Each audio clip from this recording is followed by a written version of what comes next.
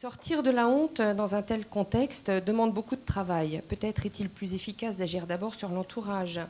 Le stéréotype des Juifs qui se sont laissés conduire comme des moutons à l'abattoir est récité dans le monde entier. Même en Israël, les Sabras, juifs nés dans ce pays, ont remporté tant de victoires contre les armées arabes qu'ils considéraient avec mépris les Ashkénazes européens dont la graisse avait été transformée en savon à Auschwitz. Dans les années 1950, il ne leur adressait la parole qu'en les appelant soap, savon, ce qui entretenait chez les survivants le sentiment de n'être qu'une chose, puisque, après avoir été désignés par le mot Stück, morceau, par les Allemands, ils étaient surnommés savons par leurs compatriotes israéliens. On ne peut pas dire aux gens, allez, il suffit de dire pour que tout aille bien. D'une part, c'est pas vrai. Alors, et d'autre part, ça provoque des catastrophes parfois. Alors, ce qu'on dit, c'est que il faut se rendre capable de dire et il faut rendre notre entourage capable d'entendre. Il y a agir sur soi, puis il y a aussi agir sur l'entourage pour le rendre capable d'entendre. Alors aujourd'hui, on parlait des eaux de l'exposition universelle de Paris, qui est une honte. Hein, vraiment, il n'y a pas d'autre mot. Alors imaginez aujourd'hui qu'on mette Obama dans un zoo. Vous imaginez un peu ça? C'est impensable, parce que notre culture, par bonheur, sur ce plan, a changé, a évolué. Mais pour arriver à ce résultat, il a fallu des débats, il a fallu des films, des fictions. Parce que je pense que l'avantage de la fiction, c'est de rendre supportable une idée nouvelle, une situation nouvelle.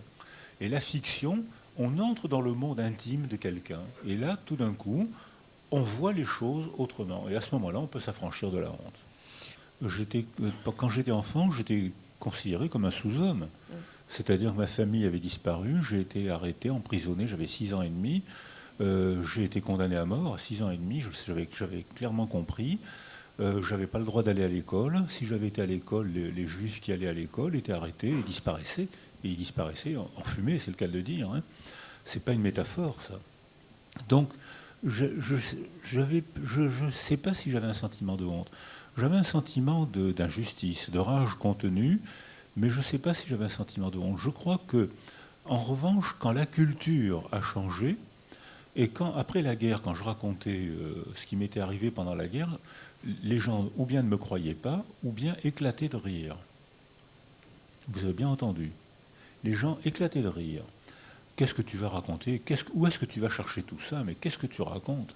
Bon, ça, ou alors, une fois, ce qui m'a fait taire pendant 40 ans, c'est que je devais avoir une dizaine d'années, et un monsieur m'avait demandé de raconter. Il y avait 4 ou 5 personnes autour de lui, et j'ai raconté comme un enfant. Et à ce moment-là, il m'a donné des sous, et il m'a dit, va t'acheter des bonbons, tu racontes de belles histoires. Alors je me suis dit, bon, les adultes, ils peuvent pas comprendre, autant se taire. Et c'est confortable de se taire, parce qu'on n'a pas à élaborer, on n'a pas à parler, on n'a pas à justifier, on n'a pas à argumenter. Il suffit de se taire pour être tranquille.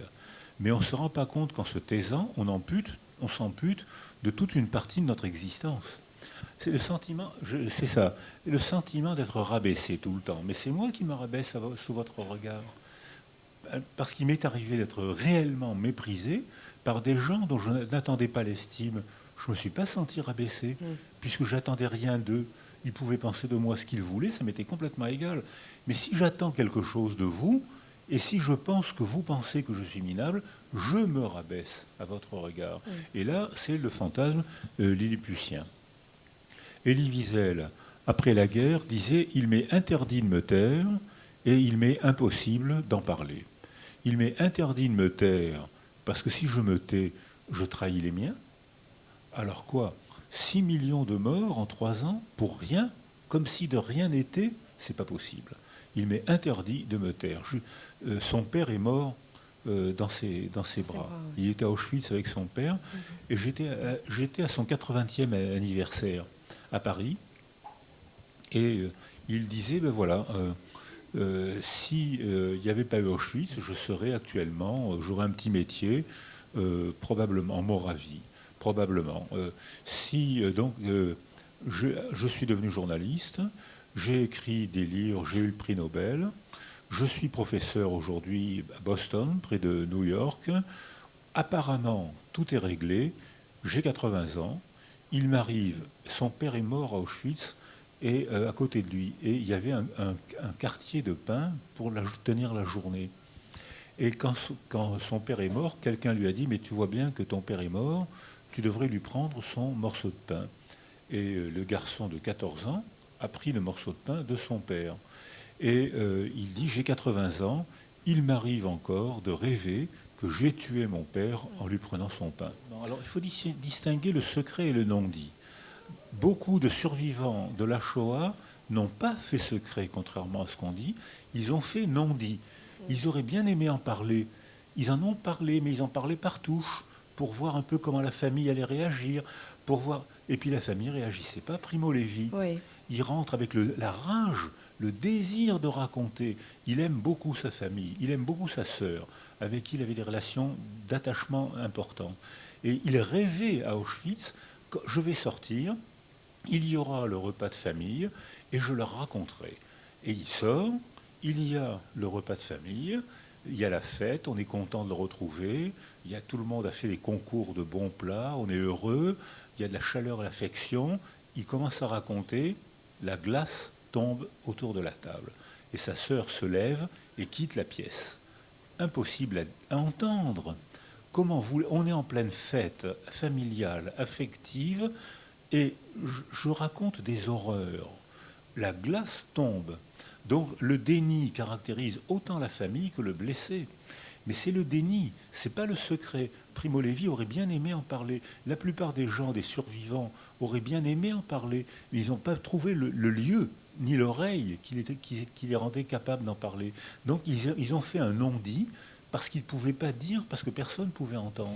Et j'ai entendu des enfants dire devant moi à leurs parents, de quel droit vous nous avez fait vivre dans l'horreur de ce qui vous est arrivé.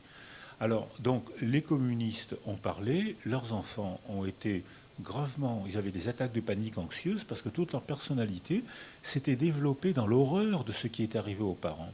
Et chez les juifs, ça a été le contraire. Ils se sont tus pour protéger les enfants et parce que c'était aussi la situation de confort. C'était plus facile de se taire que de parler. Mais c'est vrai que ça protégeait les enfants. Mais en se taisant, ça transmettait quelque chose d'étrange. Et les enfants de parents, les enfants de parents survivants, dans les théories de l'attachement, on peut évaluer l'attachement soit avec des comportements, soit avec des questionnaires. De 80% des enfants de survivants avaient un attachement ambivalent. Je t'aime beaucoup, mais je t'agresse parce que je t'aime et que tu me fais souffrir quand tu ne m'aimes pas à la perfection.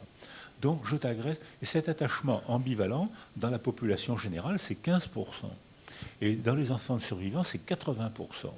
Et c'est probablement dû au silence des parents. Mais ce n'est pas le secret. Les parents auraient beaucoup aimé en parler. La honte d'être une chose méprisable leur a donné la rage de s'en sortir.